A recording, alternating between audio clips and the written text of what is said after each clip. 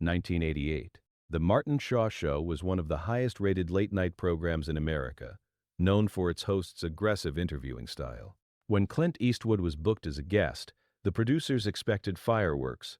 Shaw had a reputation for cornering celebrities with uncomfortable questions. What they didn't expect was what happened at minute 17 of the interview.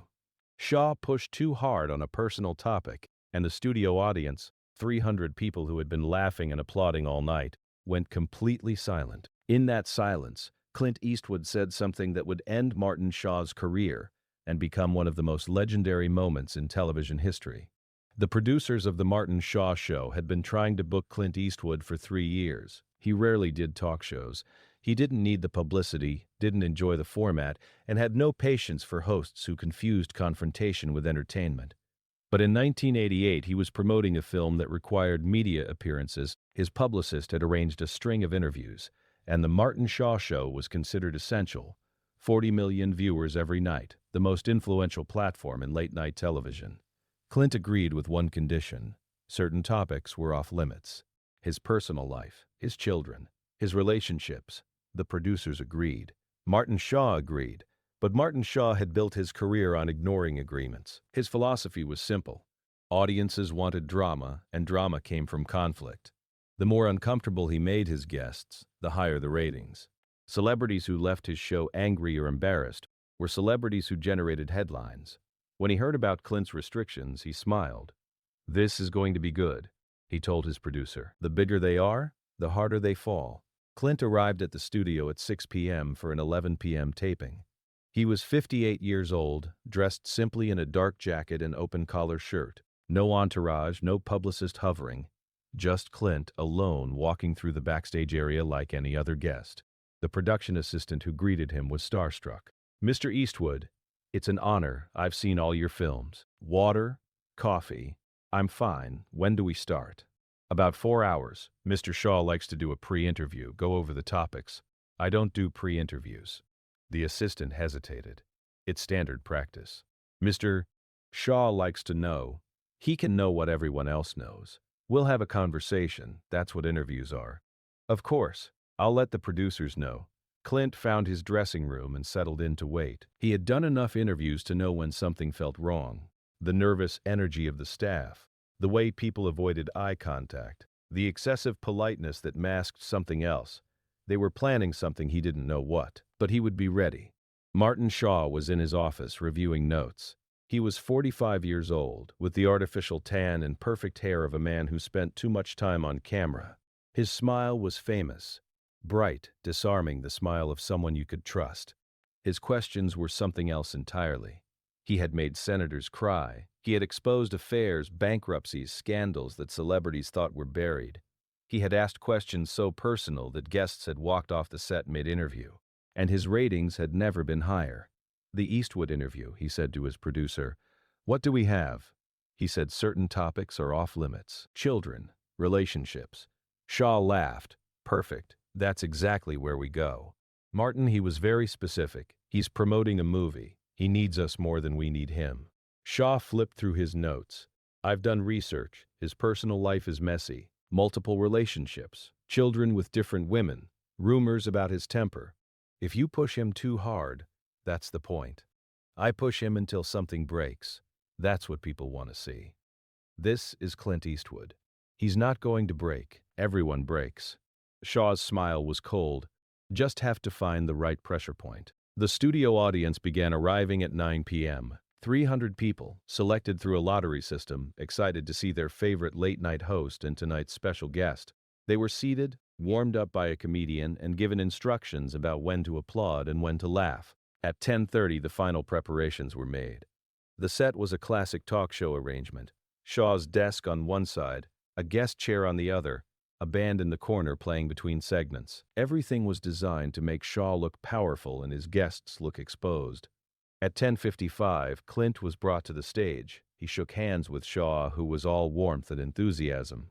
"Clint, it's an honor. Thank you for being here.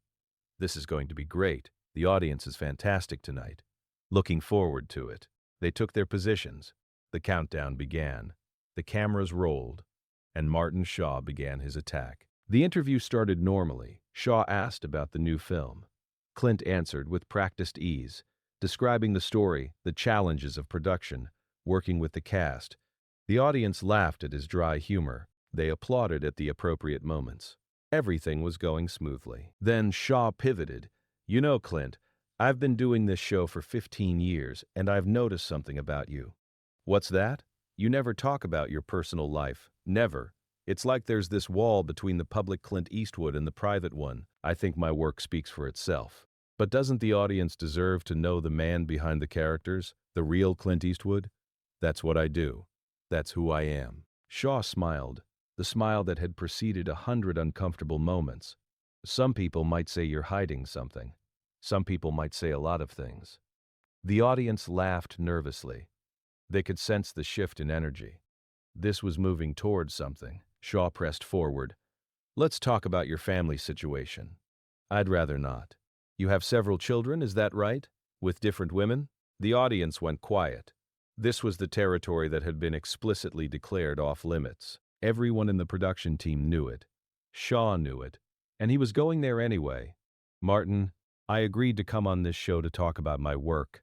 The audience wants to understand. The audience wants entertainment. They came to have a good time, not to watch you dig through my private business. I'm just asking questions. That's my job. Shaw's smile flickered but didn't disappear. Some might say you're deflecting. Some might say you're crossing a line. The audience was completely silent now. 300 people holding their breath, watching something dangerous unfold. Shaw should have stopped there. Any experienced interviewer would have recognized the warning signs. The tension in Clint's posture, the quieting of the audience, the sense that the room's energy had shifted from entertainment to confrontation. But Shaw had built his career on pushing past those signs. Let me ask you directly, Clint. There have been reports about your temper, about how you treat people on set, about incidents that have been covered up. Reports from whom? Sources, people who've worked with you. Anonymous sources, sources who prefer to remain unnamed. In other words, rumors, gossip, things you can't verify but want to present as fact. I'm giving you the opportunity to respond. Respond to what? You haven't said anything, you've insinuated, you've implied, you haven't made a single specific claim that I could actually address. Then, let me be specific. Shaw leaned forward. Is it true that you once threatened a crew member with physical violence? The audience gasped. Clint's expression didn't change. His voice remained level. No. Sources say, your sources are wrong, or lying, or don't exist. So you're denying it? I'm telling you the truth, which is more than you're doing. The studio had gone completely quiet, not the polite silence of an audience waiting for a punchline. This was something else. The silence of 300 people who realized they were witnessing something unprecedented. Martin Shaw had pushed too far, and Clint Eastwood had not retreated. Clint, I'm just doing my job. Your job. Clint's voice was soft, almost gentle. Let me tell you something about your job, Martin. He leaned back in his chair, his posture relaxed, but his eyes fixed on Shaw with an intensity that made the host unconsciously lean away. You think your job is to create drama, to ambush people, to ask questions that you know will hurt or embarrass them, because controversy generates ratings. That's not, I'm not finished. Shaw stopped. The audience held its breath. I've been in this business for 40 years. I've seen hosts like you come and go. You all think you're special. You all think you've discovered something new, that if you're cruel enough, aggressive enough, disrespectful enough, people will tune in. I'm not being cruel. You agreed to conditions for this interview. You signed documents, you gave your word, and then you broke it on live television because you thought it would make good TV. Clint stood up, not angrily, not dramatically. He simply rose from his chair and looked down at Martin Shaw, who suddenly seemed much smaller. Here's what's going to happen, Martin. I'm going to walk off this stage and you're going to explain to your audience why. There's no need. There's every need. Clint's voice carried to every corner of the silent studio. These people came here tonight expecting entertainment. They got something else. They got to watch you try to humiliate a guest who trusted you to keep your word. He turned to face the audience directly. I apologize to all of you. You deserved better than this. Then he turned back to Shaw. As for you, Martin, I've met a lot of people in my life. Good people, honest people, and liars. I've never met anyone quite like you. What does that mean? It means you're the kind of person who mistakes cruelty for cleverness, who thinks breaking your word is a strategy rather than a character flaw, who believes that embarrassing people makes you powerful. I was just, you were just showing everyone exactly who you are. Clint picked up his jacket from the back of the chair, and now everyone knows. He walked off the stage. The show went to commercial break. In the control room, pandemonium erupted. Producers shouted into headsets. Directors scrambled to figure out how to fill the remaining airtime. Someone suggested bringing out a musical guest early. On the stage, Martin Shaw sat frozen. No one laughed, no one applauded. No one seemed to know what to do. When the show returned from commercial, Shaw attempted to regain control. "Well, that was certainly unexpected," he said with a forced smile. Clint Eastwood, ladies and gentlemen, never a dull moment. No one applauded. I guess some people can't handle a few questions. You lied to him. The voice came from the audience. A middle-aged woman in the fourth row had stood up. "Excuse me? You made an agreement, and you broke it. On television. We all saw it. Ma'am, I don't think you understand." "I understand perfectly." The woman's voice was calm but firm. "You invited a guest onto your show. He trusted you, and you betrayed that trust for ratings."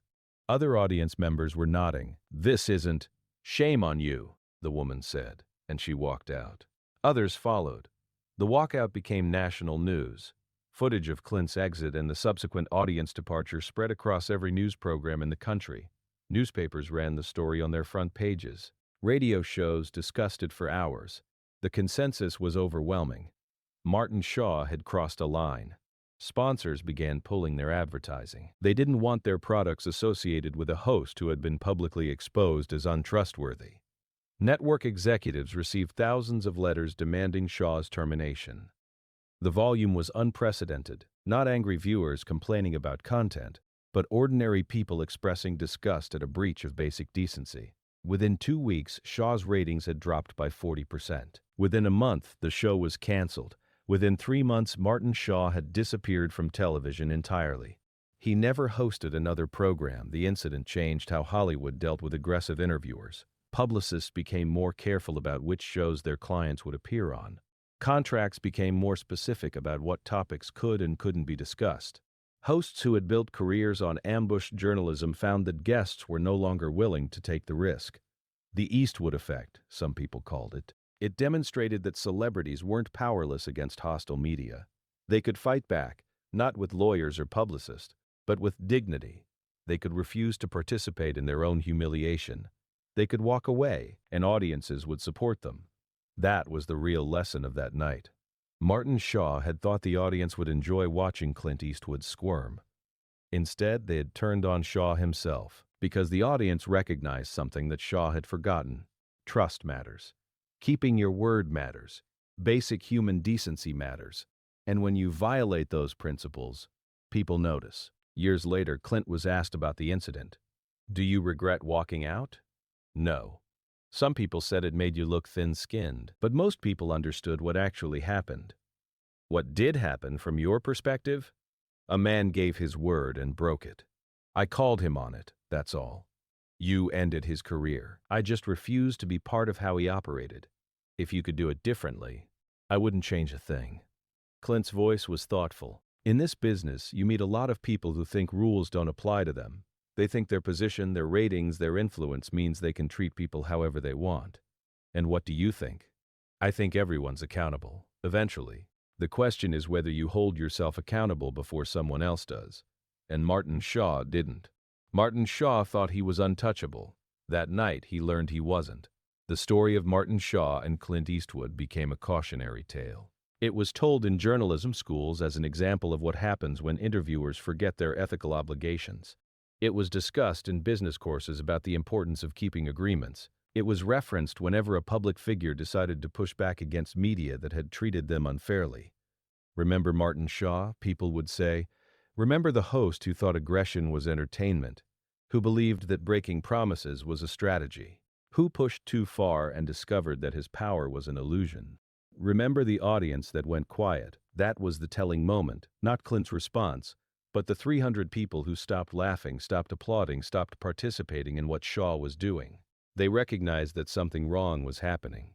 They felt it before they understood it, and their silence spoke louder than any words could have. The audience turned quiet first. That's what happens when someone goes too far. 20 years after the incident, a journalism student tracked down Martin Shaw. He was living in a small town in Florida, running a local AM radio show that broadcast to a few hundred listeners. The contrast with his former glory was stark. "Mr. Shaw, I'm writing about your career. Would you be willing to answer some questions?" Shaw hesitated, then agreed. "What happened that night with Clint Eastwood?" "I made a mistake." "What kind of mistake?" "I thought I was invincible. I thought the audience wanted what I was giving them. I thought that controversy would always translate into success. And it didn't? It didn't." Shaw's voice was tired. "I pushed too hard. I broke an agreement. I treated a guest disrespectfully on live television, and the audience turned on me." "Do you blame Clint Eastwood?" "No. I blame myself. He did exactly what anyone with self-respect would do. He called me out, he walked away, he refused to be part of my game. The lesson is that trust matters, your word matters, the way you treat people matters." He paused. "I forgot that, and I paid for it." Any regrets? Every day. The talk show host pushed Clint Eastwood too far. The audience turned quiet first. And in that quiet, everyone learned something about the limits of cruelty and the price of breaking your word.